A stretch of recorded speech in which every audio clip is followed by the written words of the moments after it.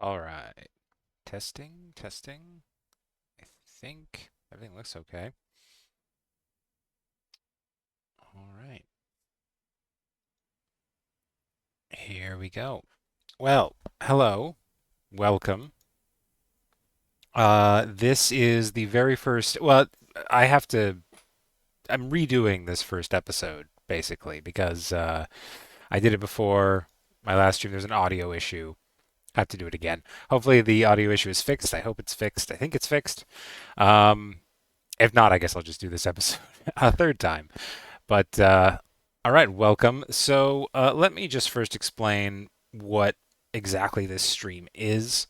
The primary reason for it is more for myself, more of sort of an archive sort of thing, for me to look back on and learn from. So that's why like I'm not too concerned about like things like viewer numbers or even engagements or anything like that. I just think that would be a fun part of this, which is why I've chosen to stream it. So what I'm actually doing here is I will be writing a D&D campaign, specifically in the world of Theros, as you can see the map on the screen here. So just a little bit about myself. I have a bunch of tabletop role-playing DM experience. I've been doing it for about 15 years, on and off, and almost exclusively as a DM. I've very rarely been a player. It's really not a role I like that much. Being a player, I much prefer to be the DM, and as a result, it's easy to get a game going when you like being the DM as opposed to if you like being the player. So yeah, so what I'm going to be doing is sort of writing this new campaign for a new group of players in the world of Theros. I'm writing it from the ground up, just uh, completely making it up as we go along. Well, maybe not. There's going to be planning out. There's going to be we're going to be doing a lot of jumping back and forth. We're going to be basically just kind of building it how I would go about building it, what my method is, and one of the reasons that I wanted to stream it is in case anyone wanted to engage with this, and I could ask for suggestions. People could give me some good ideas because it's hard to think of everything yourself. Um, and there's things that can be learned by me from you, and possibly by you from me if you want to see my process from creating a D&D campaign from the ground up, which I've done this once before with the D&D campaign. I set that in the land of Zendikar. Because I like Magic the Gathering, basically. I like Magic the Gathering. I like Dungeons and Dragons. The fact that they're being married together, it creates some fun settings, and I want to take advantage of that. So, right, where was I? I lost my train of thought all of a sudden. Yes, I've done this once before. With the Zendikar campaign, I wasn't really happy with how that turned out, though. And I think the biggest reason for that was pretty obvious. It was because I didn't really, because like with Zendikar, it's you, the thing that it leads you towards creating is sort of like an Indiana Jones type adventure. One problem I found with that was that the lore, the history of the place is kind of rather undefined, and it's kind of hard to have like weight to archaeological discoveries if there's like not an established history behind it, in my opinion. But also, it was because I didn't involve the characters enough. The characters were more or less kind of going through a pre-written plot and not really, I wasn't really engaging with their backstories very much and stuff like that. I plan to completely change that this time and try to leave a lot of room for character backstories to be what's a good word for that? Exploited? I don't know.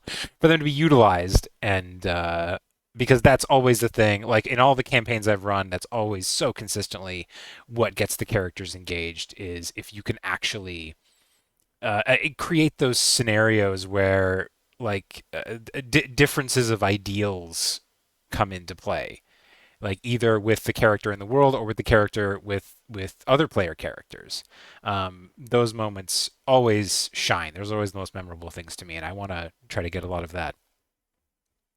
But right, a little more about what we're doing here. And I'm sorry, like this, I doubt we're going to get much writing done today at all because I'm just kind of talking about what we're doing. Th Consider this more of an introduction, I guess. Uh, Everything is subject to change in this campaign as well, because that's just part of it, right? You're going to come up with ideas and then realize later that they're not good ideas. And then you're going to have to delete those or maybe just move them around, change them a lot. It's an ever evolving monster, this kind of thing that just keeps taking new and different and interesting forms. And, I have an idea of what it's going to look like right now. I have a plan, but I don't really know, and we're just gonna have to see. We're gonna have to go on that journey together, and that's what this is all about. So yeah, so you're gonna see that probably me rereading things, changing things a lot. You're gonna see one thing that you're probably gonna see as soon as we get into writing is that I have like I wouldn't even call them side notes, but there'd be like other paragraphs that I just have in my writing that are just like highlighted in yellow or red or something so that I know to kind of disregard them. And it's a bit scatterbrained. I understand that, but I like having those things there sometimes until I know that I don't need the information that's in them, and then I delete them. So you might see that, and in case you're confused, that's why my method might be a little bit scatterbrained for some people. I don't know. Uh, I guess if it's annoying, you can tell me.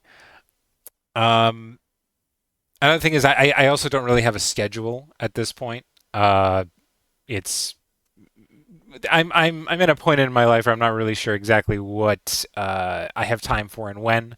So I'm gonna just try to do this pretty much as often as I can. I think I would really like to do this, make this a regular thing that I do either ev every couple of days, maybe even every day if I really get some free time on my hands. But anyway, I will try to be honest about that.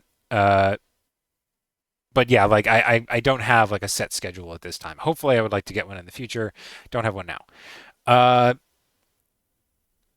let's see what else. Yeah, I just have some notes here. I'm going through. Okay, so right. I think that's all the introduction I need to get out of the way. We can start talking a little bit about our setting now, about this actual campaign. So let me just take a drink for a second. There we go. So, this world will be set in the world of Theros. I have a map up on the screen. I don't believe this is any kind of official map, but it's the one that I like the best. And we'll be going with it. So, I'm not going to explain all of the lore of Theros. That would take too long. There's a book already. If you want to read the book, you can go read the book. Um, I have the book, and I have read through the book. But I just for the sake of for the sake of bare bones basics, if you don't want to read the whole book, that's fine. I'm just gonna fill you in on some bare bones basics of what this world is like before we start talking about what the story's gonna be, what we're actually gonna do with it. So. Right. So we have the world of Theros here. It's very much ancient Greek inspired. That's sort of the name of the game here. Ancient Greece, ancient Rome. Um, and these sorts of society. It's sort of an amalgamation of a bunch of this stuff, and there's a lot of analogs for things that exist in Greek mythology and Roman mythology. Um, it's sort of a fantasy world that's sort of made out of analogs to these ideas, and it's supposed to have the feeling of ancient Greece, but more as a fantasy adventure sort of world. And to that end, we have a lot of. I mean, I'm not sure how many locations we should go through here. Maybe just the big ones. I'll just go through. You have three major human cities, or polis as they're called. That would be Miletus, Akros, and Setessa, which you can see. Hold on, I'm trying to zoom in on those three a little bit more. There you go. They're kind of all three there. Tethmus is also there. Though Tethmus is different. Yeah, so Miletus is a very coastal city, very dedicated to education. It feels very Athens to me. It feels kind of like what they're trying to do with that. Whereas Akros is much more military minded. They are up in the mountains. and they feel like they're very sort of Spartan-like in their attitude and ways. Um, like Miletus is ruled by a council, Akros is ruled by a king. Then you have Setessa in the woods, in the Nessian wood. They have sort of an all-female society where males have to leave, and then as they can be there as children, they have to leave as adults. They can come back as old men, but those are the only men that are there. Everyone else is a woman, so it's very Amazon-like, and in sort of their ways and customs, it feels very much like the Amazons from Greek mythology. There are some other races that are playable in this. I'll just quickly say what they are. One of them is the Leonin, so they're like cat people. You can play in this setting as a satyr, so kind of a half goat person. Just in case you don't know what these things are, you probably do if you're watching this, but just in case you don't. A centaur you can play as a half one of those half man, half horse people. You can play as a minotaur, so a bull man, and a what's known as a triton, so kind of a merfolk sort of fish person. Um, yeah, so the Tethmus, which you probably be seeing here, that's one major settlement of the Leonin. The Leonin tend to live in the plains of Oreskos up here. Skolphos is the big Minotaur stronghold up here. Odunos is actually a city of the dead. It's one of two. The other one is Asphodel, which you can see down here. There's a very specific type of undead in Theros called the Returned, which are and we're actually going to be talking a little bit about that and how that's going to relate to things like necromancy magic, how I would like it to relate to necromancy magic, because some of these things are kind of up in the air. They're not really well defined, and there's discussions about these things amongst like Theros DMs in particular that I've read through and about this and stuff like that.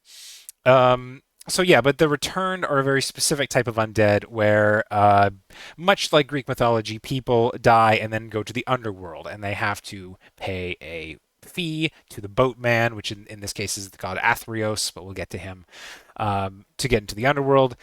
The underworld is ruled by a god named Erebos, kind of like their Hades. And the Erebos wants the dead to stay dead, but there's one god named Phanax. We'll get to all this in a minute, who managed to find a way to escape the underworld as a returned. And for this feat, he became a god. He ascended into godhood for being the first returned. But there's a path in the underworld that Erebos doesn't know about. He wants to know, but he doesn't know, called the Path of Phanax, where a person can leave the underworld by passing these trials and crafting this golden mask for themselves. And then they can return to the mortal world, but they sort of lose their mind. The body and soul become separate. It's a whole thing, and we might talk about that later as well. But these crazed undead, these crazed returns, some of them have gathered into these two specific cities for various reasons. One of them is Odunos, and one of them is Asphodel. Is there any other major thing? Neolanton down there. There was another human polis known as Olanton that in a single day and night sunk into the sea. Uh, uh, and the you can tell what it's an analog for, but the people of Olanton made a new city after their city sank, and that's Neolanton. Though it's a smaller polis, and it's actually under the control of Miletus, which is a dynamic we may explore. But those are just some of the major locations where, again, there's so much to talk about, but we will get into all of this throughout our journey here.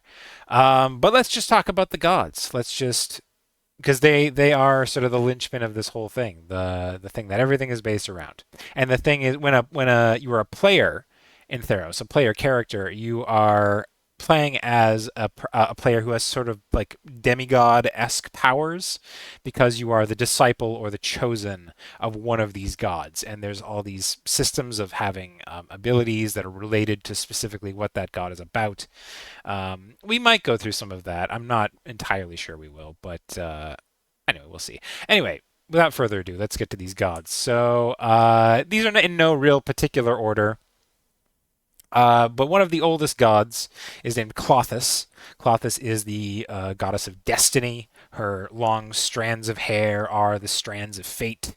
Um, she has a notable absence from the world of Theros. That's sort of a thing that defines a lot of her temples are really abandoned there. She's very nascent and very not present in the world of Theros, but usually, but in our campaign, that actually, I'm hoping to kind of change that, which will be especially convenient if somebody wants to play as a disciple of Clothis, which I don't know. I want to say that too off the bat. The players that I have that are interested in this campaign, I have no idea what characters they will want to be playing, which may like with some that might be a weakness, but I kind of like that because it kind of forces me to accommodate everyone or to try to accommodate as much as possible. And yeah, in that way, if we can do that, if we can pull that off, hopefully this can't fail. But anyway, yes, that's Clothis. One of the another one of the eldest gods is Crufix, the god of horizons. He his whole thing is about uh, ancient knowledge, ancestral knowledge, knowledge that is beyond human comprehension, beyond our reach. Um, Powers with him involve like a lot of psychic things and things like that. Farika, one of my personal favorites, the goddess of affliction, all about alchemy, potions and poisons. There's a theme with her about forbidden knowledge or like unethical scientific experimentation. Yeah, Karametra, a god of the harvest. So yeah, sort of our Demeter analog. She likes cultivated land, farmlands, domesticated animals specifically, which puts her in contrast with like another god, Farika. But we'll get to that. Um, yeah, cultivated land. That's what she likes. Iroas, god of victory. So we have sort of two gods of war in Theros. And Iroas is one of them. He more represents the sort of valorous side of combat, the honorable combat, brilliant military tacticianship. That's not a word, but that's what he likes. Then there's his brother Mogus, the god of slaughter, who is sort of the other side to him. Mogus just likes the bloody murder and death of combat. He likes to burn and destroy and kill. But that's how he's written in the Theros book. But we're actually, I think, maybe gonna contextualize him a little bit different. There's a document that I read. Oh my God, what is the name of it? It's like a guide to Theros. Somebody, I read something that somebody wrote that had a little bit of a different take on Mogus, and I think I would kind of like to explore that. Maybe not like totally switch it to that, but maybe sort of like make it, maybe find it in between where the guy who wrote this said that Mogus is kind of uninteresting as this god of slaughter, and maybe he should be recontextualized a little more as a god of vengeance and a god of like fighting to your like when you are in your last breath, but you keep fighting. Um, that sort of idea, and I like that too. And I think that when we get to a section that is about him, that sort of idea could make him a lot more interesting. Moving on, Kyranos, the god of storms. Kyranos' thing is he likes intelligence, he likes invention and brilliant ideas, and he likes to uh, shoot lightning bolts at people. The thing is, sometimes if he likes you, when he shoots you with a lightning bolt, it means you get a bolt of inspiration. An idea comes to your head, a revelation of something brilliant. If he doesn't like you, the lightning bolt that he strikes you with is just a lightning bolt, and it will probably kill you. Fanax, we talked about Fanax a little bit before. So, yes, Fanax is a mortal that ascended into godhood by being the very first to escape the underworld as a return. You can see he even wears a golden mask himself. So, yeah, those who are returned, who are undead, follow the path of Fanax.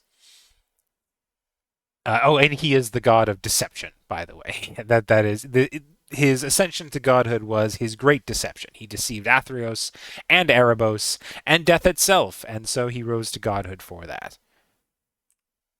So yeah, speaking of Athreos, Athreos is the god of passage. He is the one who ferries souls from the living world to the dead world across the river Tartix.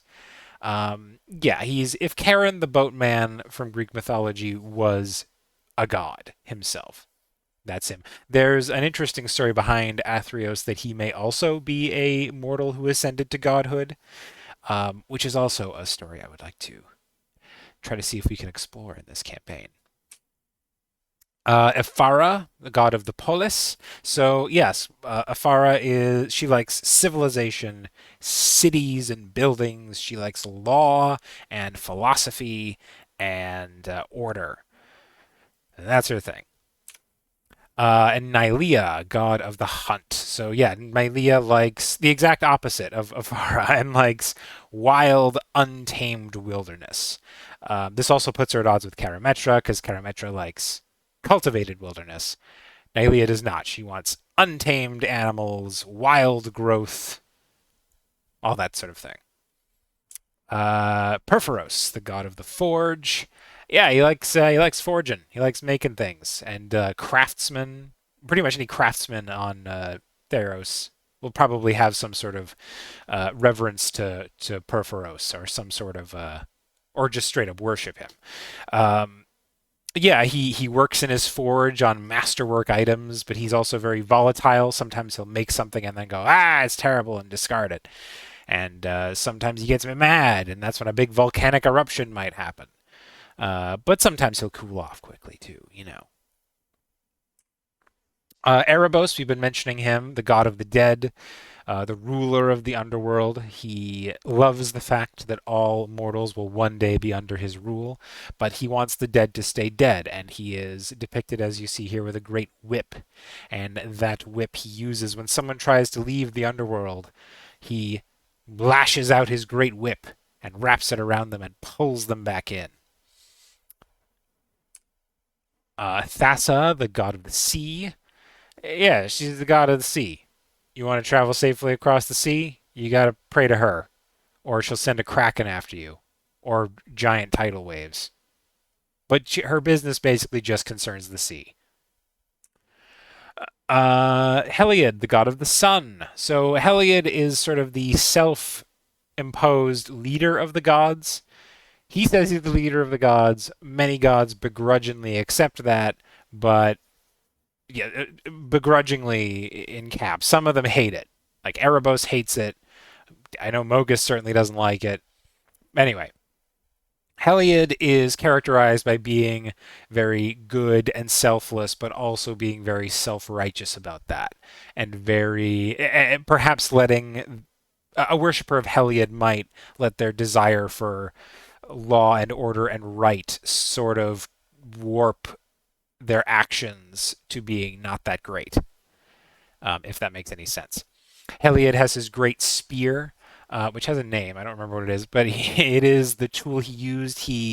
When Neolanton, no, not Neolanton, when the original Olanton, city of Olanton, sunk, it is because they displeased Heliod, and he took his great spear and thrust it down, jabbing it into the island, which sent it sinking into the sea. Oh, that's all the gods. So now we're going to get on a little bit to the story. How much time we have left? Okay, we're about halfway done. That's okay. So, the story that I was thinking. Right. So let me just talk through my thought process here. So, right, I have no idea what gods my characters are going to be worshiping, because you sort of have to pick one, and you're a disciple of that god. And there's excuses and reasons why gods that are like of opposing um, or heroes of opposing gods, like say Iroas and Mogus, could end up working together. Uh, Maybe we'll get to all that, but my idea was see a lot of Theros campaigns, and the book sort of instructs this as well. It seemed to be around having a singular god, or maybe a collection of them, as a villain. And like, the story is Erebos is trying to sow chaos and doom in the world, and we have to stop him. Or Perforos is very angry, and there's a volcano that's burning everything, and we need to, do something to calm him down or stop it or something like that. Like that's all fine, but like if we had that story, then we couldn't have a player who also worshipped Perforos. Unless maybe we crafted something that was just two gods diametrically opposed to each other, maybe you could choose.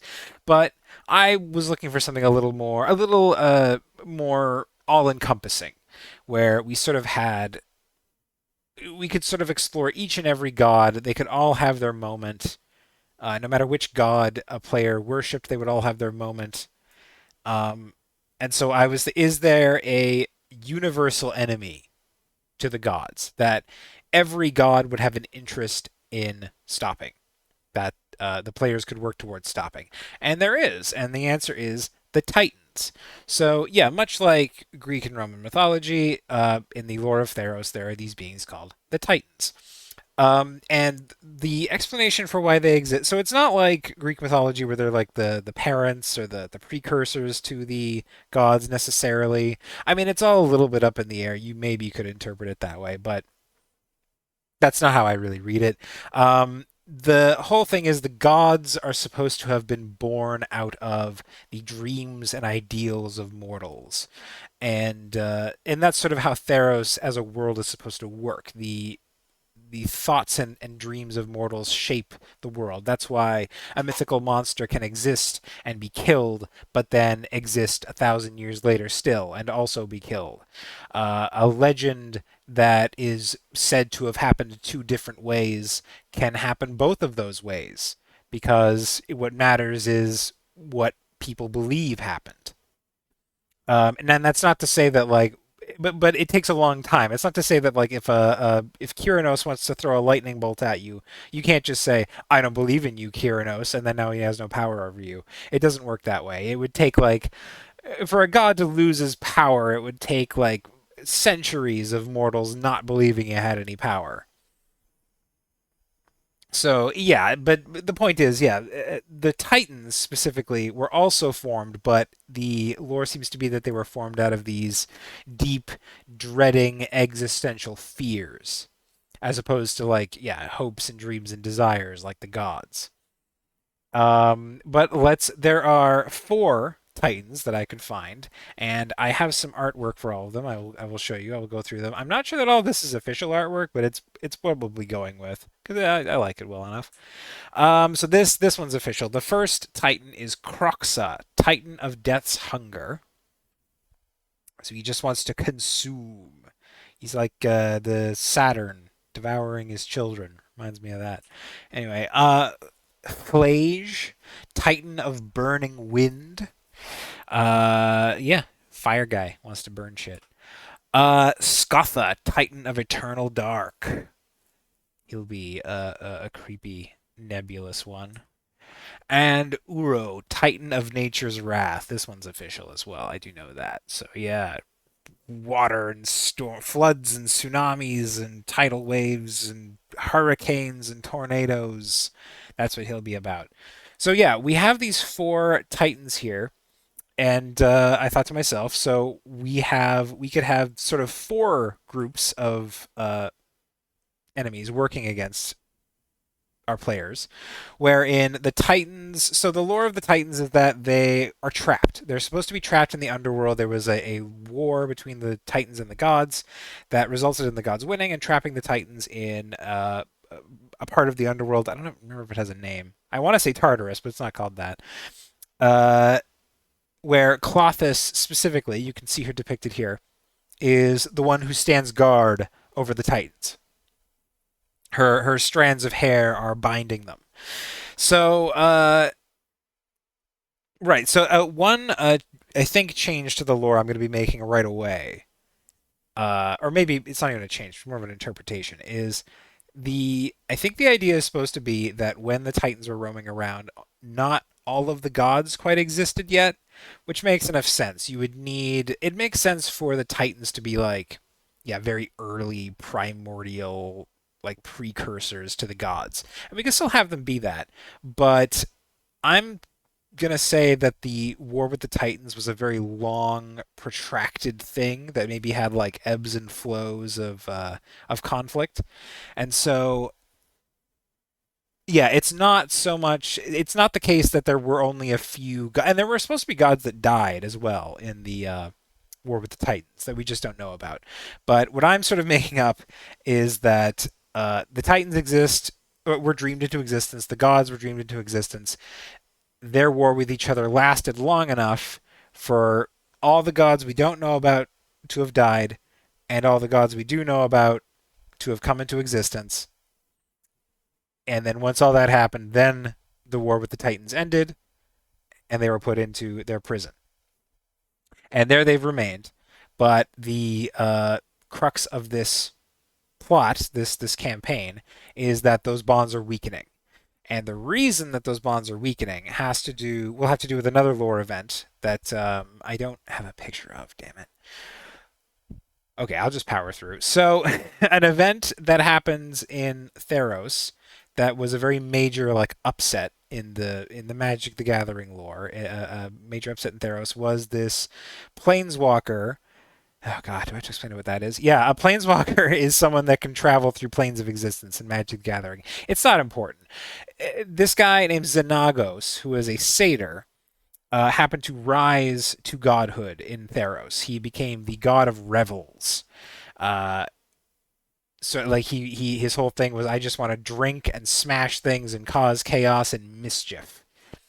And it just completely upset the balance of Theros. Gods started blaming each other for why this happened, and all of this chaos caused Klothys, who was in the underworld guarding the Titans, to stop doing that and to come back to sort of join where the rest of the gods and mortals are and just kind of go, what the fuck happened?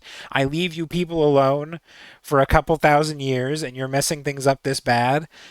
So yeah, that's the reason why she will sort of be back and more present in this world, because that event, I am going to say, happened about 30 years prior to the start of this campaign. So yeah, so there will be some old timers who sort of remember that war with Klothys quite vividly, but it won't be soon enough that the players would have actually any memory of that. Probably, I guess, unless they want to play a really old character, but people don't usually want to do that. Um, for some reason, actually, that'd be kind of cool. But anyway, uh, right. So the point is, Klothys is really no longer watching the Titans, and so their bonds are starting to weaken. And as a result, they have managed to within the because the Titans kind of seem Lovecraftian to me a little bit. I've actually DM'd Call of Cthulhu before, so I have a little bit of knowledge about that. But I like the idea because their bonds are weakening, they're able to communicate with some people through dreams, and thus they've gotten some followers. They've gotten some new cults that have risen around the Titans, and that are spreading their Titans message and just destroying and wantonly obliterating everything in the names of their Titans. And based on these four Titans we have here, we have four sort of distinct styles and philosophies about how they can go about doing that. And that will be an interesting part that we can write and have the players contend with. And I've been writing a bit about that as well. If we do get to some writing today, I think we'll just be going through that. We're going to be talking about our villains today, our Titan cults. So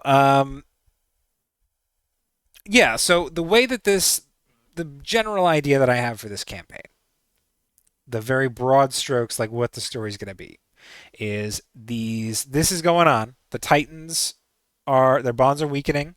The Titan cults are ravaging across Theros. Um, and we need some heroes to set things right. So it's going to be revealed to the players that how the Titan War was ended was very specific. It was, yeah, the war with the gods and the Titans was going on, and a lot of gods were dying. The Titans just seemed invincible. They are invincible. There's no way that the gods could defeat them. And the gods that remained, the 15 that I showed you, um, who all existed by this point, like Fenax had ascended to godhood by this point, and everything, they were all worried that they were going to be next. and they said we got to come up with something. So they went into the Forge of Perforos, and each of the gods bled enough blood to almost destroy them into a material that Perforos could use to forge this great mighty chain. And so each link of this chain is like this golden chain with these 15 links, all representing each one of the gods, and it will be very detailed with like these pictures engraved into them. Like for example, the Karametra chain link will have engraved depictions of farmland and oxen and things like that. Whereas the Thassa chain link will have engraved pictures of the sea and whales and things like that. And each of them gave their blood to Perforos. Perforos forged this chain, and this chain was able to, with this combined essence of the gods, was able to wrap around all of these, grow and wrap around the Titans and bind them all and subdue them just long enough that the gods could trap them in their prison. And Clothis could bind them in her hair and watch over them. And so after that conflict, oh sorry, bumped my mic. After that conflict ended, the chain link still existed, and each god who had nearly died to give their blood for their chain link was understandably very protective of it. And so they decided to, I'll just go back to this. And so they decided to hide away their individual chain links in their own spaces with their own followers as they saw fit. But the Titans their binds are becoming loose, and it's possible that they might get free again, which is something that the gods cannot allow to happen, because who knows if they can defeat them again.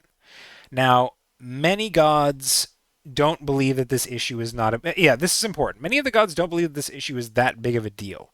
They think that the bonds of the Titans are fine. These Titan cults, they're just, it's a small insurrection. We can quell this. We don't really need to do anything that drastic. The Titans will be fine. But some gods, in fact, whoever it is that the player characters choose to worship, those specific gods will be the ones who say, no, this has gone too far. The Titans are definitely going to get free. We need the chain link again. And we need you, players, to go around and get each individual chain link and assemble it all again, and then bring it to a very specific place and do a ritual, and then that will bind the Titans again. And by that point, because that's it'll take a while to do all of that. By that time, I'm thinking things will escalate more and more and more, where at the very end the Titans will actually get free. They may in fact be the final boss, because I would like the players to get very powerful in this campaign. That maybe that's sort of a viable thing that they could do. Um, they wouldn't defeat the Titans. They would maybe just fight them and knock them out of the way, so they could get to their actual destination, do the ritual, and have the chain link bind the Titans again. So that's basically it. That's the general outline. But in order to do that, yeah, they're going to have to go and get each individual chain link, and each individual one will be the adventure to get it will be themed around the god that it's after. So, and I have a bunch of ideas written down that we can go through. But yeah, like the journey to collect the Heliod chain link will probably involve journeying through a lot of flat, like open plains. We can have puzzles involving sunlight in his temple, where the chain link will no doubt reside. There's all these ideas that we can have. Same thing with Thassa. We can have her temple could exist underwater. Maybe the players need to wear these like those bubble helmets that you have in D&D to to navigate it, or unless they're a Triton, which they could breathe underwater. And maybe the inside the temple there could be a puzzle of raising and lowering the water. But at the same time we'll have the Titan cult who is also after them. So yeah, that's just sort of basically the idea that I have here. Um, but yeah, and we'll go through all of that stuff as we get to it. I'm going to take you through all my ideas one by one. Uh, as we, yeah, just go through this thing from beginning to end. So, but let me just show you some of the first thing from what I've written. So this is the first page of the intro. Theros, the broken chain. That's what I've called this.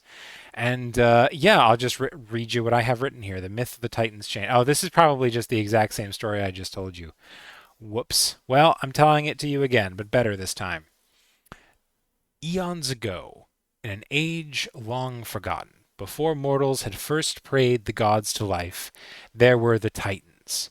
These horrific beings, these primal urges made flesh, roamed throughout the mortal realm, sowing only death and destruction in their wake. The mortals, powerless to defend themselves, turned to prayer in their hours of need. From this concentrated devotion sprang forth the gods of Theros themselves, each one a pure embodiment of collective mortal dreams, virtues, fears, and flaws. Imbued with incredible power, the gods waged a great war against the mighty Titans for centuries, but these ancient primordial monsters were not so easily defeated. Many now unknown gods were killed in this conflict, their deaths in the realm of Nyx causing them to be lost forever, and each living god to fear that they would be next. Unable to be slain by any means the gods possessed, wise Crufix devised a method by which the great Titans could be sealed away. Crufix's brothers and sisters agreed to the plan and combined their efforts into a singular strike against their mutual enemies. Into the great forge of Perforos all of the gods bled their very essence, an act that almost destroyed each and every one of them. From the blood of the gods, Perforos crafted 15 links of a mighty chain, now known only as the Titan's chain. When linked together, the holder of the chain held the power of Nyx itself in their grasp, the power of the dreams and prayers of all mortal beings. At the nexus point of Nykthos. Sorry, brief sidebar. Nykthos is is the place where the ritual would have to be held for the chain link to bind the Titans again. Nykthos is a point at the top of a mountain where I believe mortals can physically cross over into the realm of the gods, the realm of Nyx. So yes, it's this nexus point where those two sort of planes of existence merge. So yes, continuing on. At the next point of Nykthos, the gods employed the aid of their loyal followers, and a ritual was performed. This caused the chain to grow and wrap around each of the four great Titans, binding them all and blocking their powers for just long enough for the gods to seal them away behind a great door in the underworld. Clothis, the goddess of fate, volunteered to act as the jailer of the Titans, and sequestered herself in the underworld, acting as eternal seal and ensuring the monsters remained trapped there forever. Understandably, each of the gods felt protective over their particular link of the Titan's chain, a link that they had nearly given their lives to create. Now strange winds blow across Theros, as the time of the Titan's reckoning draws near. After the rise of Xenagos some 30 years ago, Clothis left the underworld in a rage, deciding to return to the mortal world and the realm of Nyx in order to set things right as she saw fit to do so.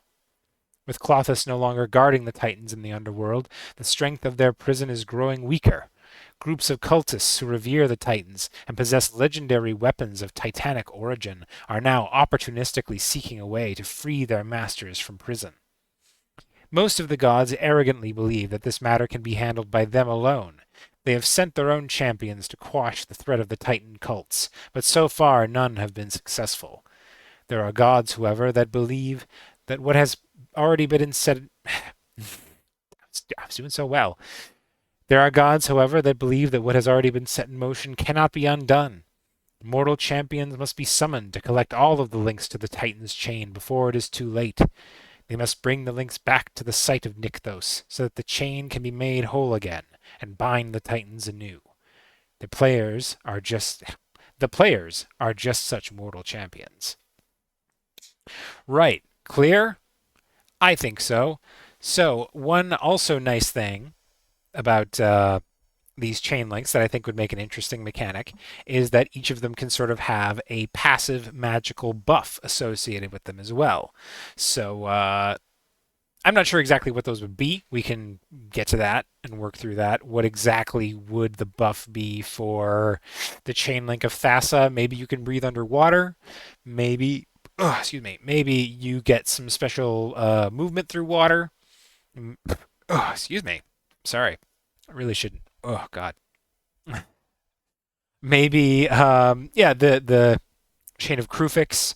Maybe you get a little once a day power where you can maybe read someone's emotions. You get a little empathic ability. Like if in case they're trying to hide their emotions, you can sense them. Maybe that's a little once a day ability you get, something like that. I'm not sure exactly how big or how small these powers are going to be. We might workshop that because they're going to have a lot of them. We're going to have 15 different chain links for them to go and that they're going to be carrying around with them. And another part of this too is this feels like an appropriate setting for the characters to get really powerful. I touched on this a little bit earlier, um, where the max level for D&D is level 20, but I found a document that shows how to level up characters to level 30, and I understand that that might be a bad idea. I understand that D&D 5e has not been play tested very much in higher levels, and some people complain about it when characters get to higher levels. But you know what? We're gonna go with it. And the thing is, we have some really outrageous, over the top, difficult monsters in Theros, and I would love for players to be able to actually fight them. Um, so why don't we just make them really powerful? And also, they're supposed to be kind of demigods anyway. Like they're supposed to be these mythical heroes of legend. If there was ever a setting where it was where it was appropriate to make your heroes, your player characters, overpowered as hell, this would be the one. So I think we're gonna do it. But let's move on and let's talk about our enemies, the cults of the Titans. So I'll just read you what I've written here.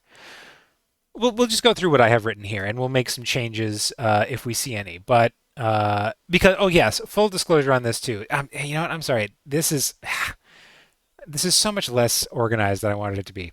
But you know what? That's fine. This is supposed to be an informal thing.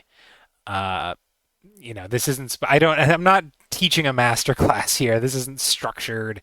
I'm just kind of doing what I do. But what was I even saying? Uh, I was talking about the Cults of the Titans. I was reading what I wrote. Oh yes, I will be stealing some things to make this campaign. What I mean by that is copying some things or taking some ideas from other things I've read.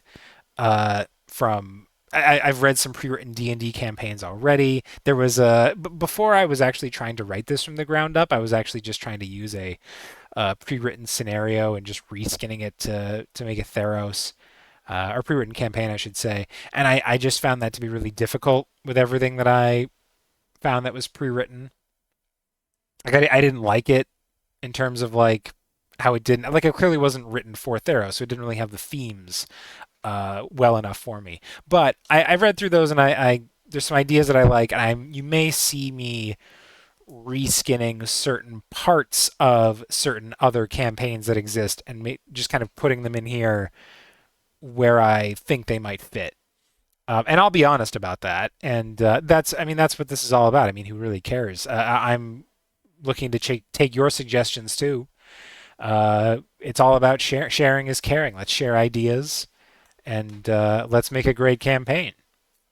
But these Cults of the Titans here, I specifically was sort of inspired by there is a campaign about in 5e about elemental evil. That's the villain. There's these four cults of elemental evil representing like fire, earth, wind, and water. And I looked at that and I went, oh, those kind of like they translate a little bit to the four titans. Well, some of them do. So I sort of used those descriptions a little bit as a jumping off point to make these descriptions of these cults of the Titans. So if you see anything similar in there, that's why. But yeah, anyway, disclaimer out of the way. Let's go through these cults of the Titans. Most servants of the gods of Theros wish to emulate the forces of nature that their patron god represents, or expand the influence of the ideals that they embody. Worshippers of the Titans, however, only seek to sow chaos and pervert the natural elements, limiting them only to aspects of destruction. These cults also strive to emulate their masters by seeking only the power to tear down everything. This includes mortals, social structures, governments, and the very laws of nature. They wish to reduce the existence of mortals to what it was before the gods were born, an existence tainted with conflict and madness. They do this in return for promises of power and immortality offered to them by the Titans, who can now speak to their oracles from their ever-weakening prison. In truth, the Titans care nothing for these mortal servants and use them only as a means to an end, with no intention of fulfilling their promises. But still they speak to mortals, knowing that the more chaos they can sow on the plane of Theros, the faster their bonds will weaken, and they can be freed. The Titans often tempt the broken, the wronged, and the wicked with the power to strike out against and dominate all who oppose them. The Titans represent the worm in the apple, a hidden a hidden corruption that grows stronger over time as the natural order decays. Secret cults spring up, institutions are debased, and fundamental laws governing the seasons begin to weaken. As the Titans' bonds grow weaker, their corruption grows into the second form, madness. Cultists sink into insanity, lashing out at everything around them or destroying themselves in cataclysms of their own making. Ruin rules as the forces of nature and magic become instruments of destruction. A world in which the Titans triumphed would exist only as an everlasting royal of natural disasters and an endless series of horrific massacres. Still, some mortals in Theros remain susceptible to a Titan's call. Those who feel betrayed or abandoned by the gods. Those whose iconoclastic beliefs have turned to hatred. Those whose, next page, minds are broken and therefore open to insinuation and dark whispers. These are the servants of the Titans, and they can cause immeasurable harm if they are not exposed and rooted out. Although destruction is the unifying principle of the Titanic cults, those that serve these dark beings don't necessarily adhere to that goal. What did I? I'm not sure if I like that. I might want to rewrite that. Let me just read more. Only the most unbalanced minds seek destruction for its own sake. Instead, the servants of the Titans seek power through destructive might in a way that heralds the return of their specific masters and strikes fear in the hearts of others. Okay, this is better. This can take the form of elemental magic and magic involving darkness and undeath, and also magic in the theme of blood and flesh. Each cult also greatly respects the power of the sword, both as a tool of destruction and persuasion.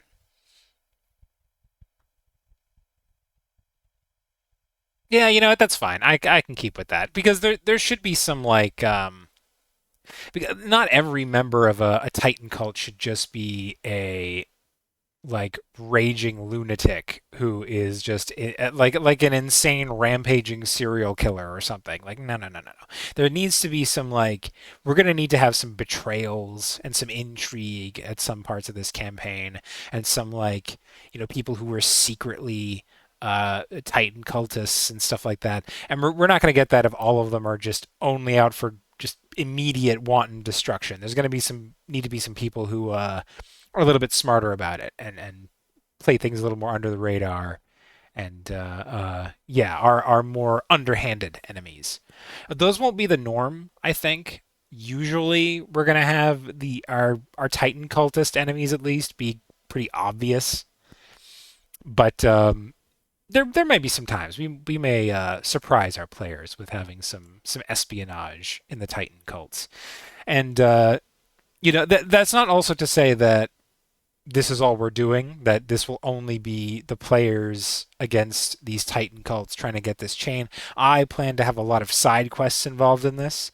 I plan to have character-specific side quests involved in this, wherein we fulfill sort of a character's arc. Those are things I've had in the past in previous games, and they've always gone well. I've always loved it. I want to do it again. But that, I guess, is the stuff we'd have to write. Well, the character-specific quests, I guess, are the absolute last thing we'd have to write. because we need to know who the characters are. But that might be a good thing to finish up with, actually, if we get that far. So yeah. Um, yeah, so I have one last paragraph here. The cults operate independently of each other. Each believes that its favored titan is the most powerful and most worthy of worship. Rank and file members of the cult of Uro, for example, sneer at the cult of Kroxa, and the idea that anyone could see something worth worshipping in a being of great eternal hunger. Only the best educated or most magically gifted members understand that a unifying principle underlies each titanic cult. Even then, they believe that their titan should reign supreme. This is something I like too. This is something that the players could also take advantage of. Is while these titan cults are working together, they don't like each other, and perhaps the players can use that, pit some cults against each other in some. Maybe we'll have some fun situations where that can happen. Maybe if any of our players is a particularly good persuader, maybe they can make that happen. So, how much time do I have left? Not a lot. Hmm. Why don't maybe I'll just show off some of these symbols. So I made these symbols, and I wanted them to be very. Oh, excuse me again. I wanted them to be very simple, but also sort of like menacing looking and sort of primordial looking. I'm not sure if I succeeded, but the cult of Scotha is this one. Scotha, again, is the Titan of Eternal Darkness. Do I still have that picture? Let me get it. This guy, Scotha. And yeah, I was just kind of thinking it looked like a skull, kind of. And I was like, it looks okay. I'll show you the other ones. The Cult of Kroxa. This one right here. I kind of envisioned like teeth. It's almost like a mouth, a top jaw, bottom jaw. Yeah, I don't know. Like I want these things to be able to be like the cult is leaving these symbols around, which means they need to be able to paint them like haphazardly, like with blood or just like paint they find, or maybe just like set things up in this arrangement and burn them, that sort of thing.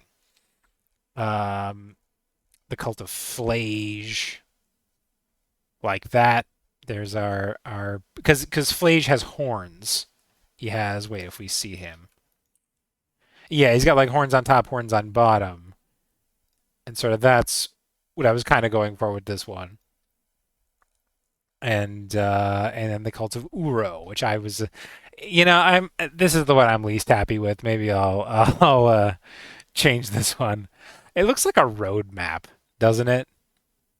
Yeah, I might change this one. I was just thinking of like wind currents and waves, like yeah, I might change this one. In fact, next time I stream and I show these, I think we might have a different one, a different symbol for Uro.